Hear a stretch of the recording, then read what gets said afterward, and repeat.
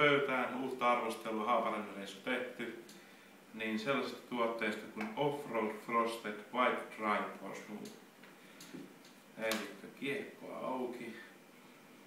Tuoksuu tosi raikkaalta, ehkä vähän silleen melkein sama tuoksu kuin siinä tummassa pussissa. Ja niin, ehdetäänpäs mörkövintille.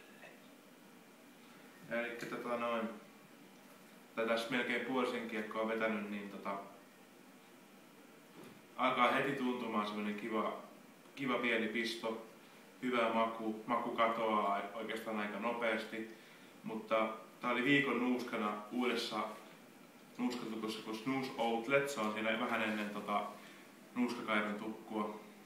Niin tää oli viikon nuuskana siellä, tää maksoi 17 € torni, niin siihen nähden tää on ihan perus hyvää, aika jees nuuskaa.